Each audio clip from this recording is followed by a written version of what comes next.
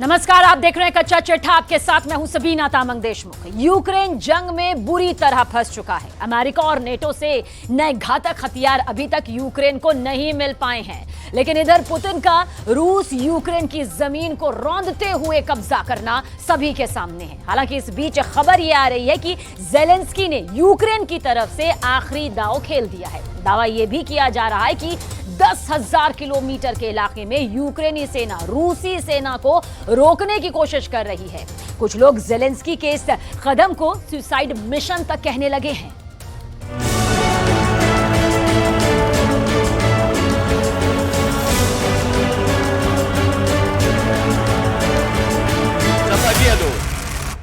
Ура!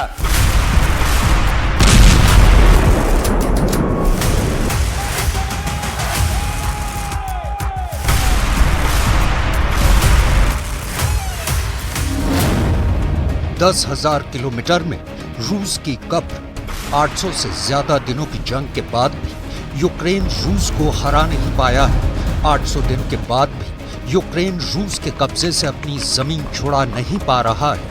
वहीं दूसरी तरफ 800 दिन बाद रूस ने यूक्रेन के 1,19,000 किलोमीटर इलाके पर कब्जा कर लिया है। भले ही यूक्रेन दावा करे कि उसने 5 लाख के करीब रूसी सैनिकों को मार डाला है, लेकिन हकीकत में रूस जमीन पर यूक्रेन और 32 देशों से बने नेटो पर बहुत भारी पड़ रहा है। इस वक्त यूक्रेन रूस से जंग जीतने के लिए नहीं लड़ रहा है, बल्कि खुद को बचाने के लिए रूस से मुकाबला करने की कोशिश में लगा है। यूक्रेन के खार्किव और अवदीविका पर रूस ने वैसे भी अपना कंट्रोल बना लिया है, लेकिन इधर अमेरिका और नेटो से आने वाले हथियारों का इंतजार कर रहे राष्ट्रपति ज़ेलेंस्की ने रूस के खिलाफ आखिरी दांव भी खेल दिया है।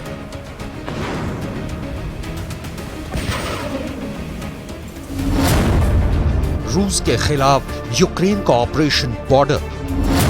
यूक्रेन के दावों के मुताबिक यूक्रेन ने रूस के साथ अलग अलग छोटे और बड़े बॉर्डर पर अपनी पूरी फौजी ताकत को लगाना शुरू कर दिया है। खबर के मुताबिक अगर कुल बॉर्डर की लंबाई, चौड़ाई और वर्ग किलोमीटर में जोड़ा जाए तो यूक्रेन ने 10,000 किलोमीटर इलाके में किलेबंदी करना शुरू कर दी है। रूस की सेना अभी बिना रोक टोक के यूक्रेन के बॉर्डर को रौंदते हुए आगे बढ़ रही है, लेकिन अब यूक्रेन ने 10,000 किलोमीटर के बॉर्डर पर टैंक ब्रिगेड, बंकर और रॉकेट फोर्स के जरिए बॉर्डर पर रूसी सेना के लिए मौत का बॉर्डर तैयार कर दिया है। यूक्रेन का दावा है कि ऐसा करने में एक ही दिन में रूस के 1500 से ज्यादा सैनिक मारे गए हैं। РЕП, дрони, наша ракетна програма, наша протидія російським керованим авіабомбам. Складна тематика, і якщо по РЕП, по дронах, по ракетній програмі ми бачимо хороші тенденції, то із протидією російським бомбам ще треба дуже багато зробити. यूक्रेन भले ही इस हमले पर इतरा रहा हो, लेकिन हकीकत में यूक्रेनी सेना रूस के सामने टिक नहीं पा रही है। पिछले 72 घंटे में भीषण हमलों से पुतिन ने ज़ेलेंस्की को दिखा दिया है कि यूक्रेन को अमेरिका और नेटो के 32 देश मिलकर भी बचा नहीं पाएंगे। पिछले 72 घंटे में रूसी सेना ने दिखा दिया है कि वो अमेरिका के एयर डिफेंस सिस्टम, मिसाइल और रॉकेटों को कैसे तबाह कर सकता है। रूस यूक्रेन पर अब निर्णायक जीत की तरफ बढ़ चुका है।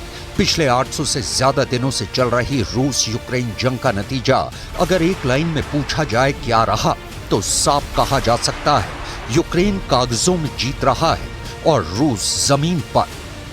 Что касается того, что происходит на Харьковском направлении, это тоже их вина, потому что они обстреливали и продолжают, к сожалению, обстреливать жилые кварталы приграничных территорий, включая Белгород. Ну, там же гражданские люди гибнут. Все же очевидно. Стреляют прямо по центру города, по жилым кварталам.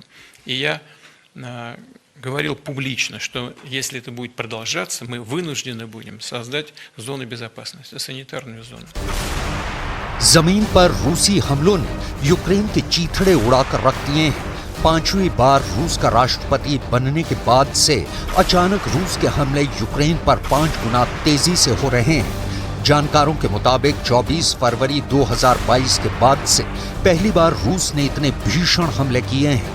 यूक्रेन के राष्ट्रपति ज़ेलेंस्की तक मान चुके हैं कि इस वक्त खार्किव में रूस के हमले चारों तरफ से हो रहे हैं। रूस के फाइटर जेट और ड्रोन यूक्रेन में घुसकर हमले कर रहे हैं। जमीन पर टैंक, पैदल सेना, तोपखाना और रूसी रॉकेट आर्मी ने यूक्रेनी सैनिकों की कमर तोड़कर रख दी है। हैरानी की बात तो ये है कि पिछले 48 घंटे में रूस ने समंदर से मौजूद अपनी पनडुब्बी से बुलावा बैलिस्टिक मिसाइल, जिसे RSM-56 के नाम से भी जाना जाता है, उससे भीषण हमले किए हैं।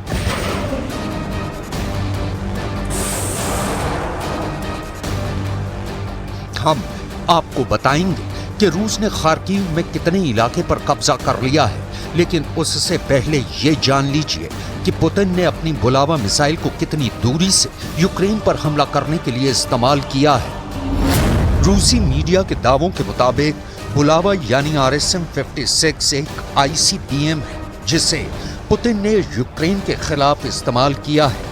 दावा किया जा रहा है कि रूसी सेना ने पूर्वी कामचटका प्रायद्वीप पर हजारों किलोमीटर दूर यूक्रेन पर बुलावा मिसाइल से हमला किया है। लगभग 5600 किलोमीटर दूर से रूसी पनडुब्बी ने एक के बाद एक कई बुलावा मिसाइलें दागी, जिन्होंने यूक्रेन के खार्किव में भारी तबाही मचाई है। ज़ेलेंस्की रूस की बुलावा मिसाइल के हमले से बुरी तरह से घबरा गए हैं। पिछले 24 घंटे से रूसी सेना इसी तरह से यूक्रेन के 5 इलाकों में भीषण हमले कर रही है।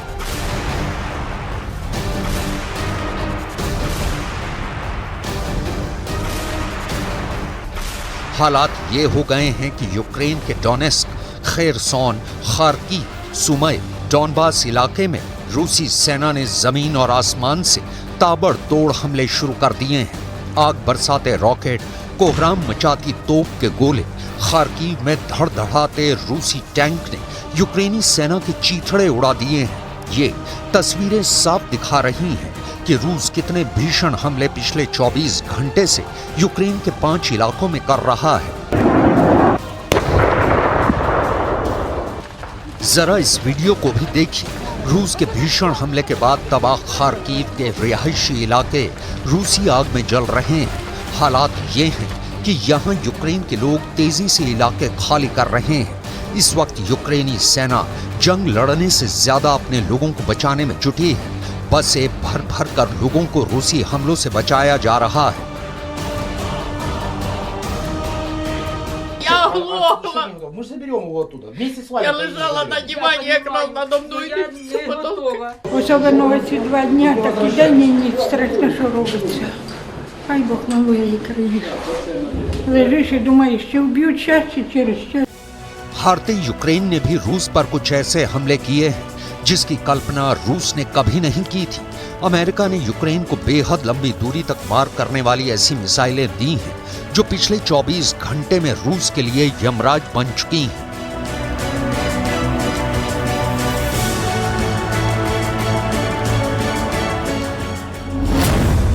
यूक्रेन ने रूस के कब्जे में मौजूद क्राइमिया पर लंबी दूरी वाली 8 ATACMS मिसाइलों से हमला किया है। क्राइमिया में हुए यूक्रेन के इस हमले में रूस का स्पेस रेडार स्टेशन तबाह हो गया है। यूक्रेनी समर्थकों ने दावा किया है कि रूस का एयर डिफेंस सिस्टम 8 ATACMS मिसाइलों को रोक नहीं पाया, जिसकी वजह से रूस के स्पेस रेडार स्टेशन में मौजूद दर्जनों रूसी सैनिक मारे गए हैं। 2014 से यूक्रेन के क्राइमिया पर रूस का कब्जा है, लेकिन पहली बार ऐसा हुआ है कि रूस पर यूक्रेन ने अमेरिका की ATACMS के जरिए घातक और भीषण हमला किया है। कुल मिलाकर यूक्रेन अब जंग के उस दौर में पहुंच चुका है जहां या तो यूक्रेन जीतेगा या फिर रूस पूरे यूक्रेन को तबाह कर देगा।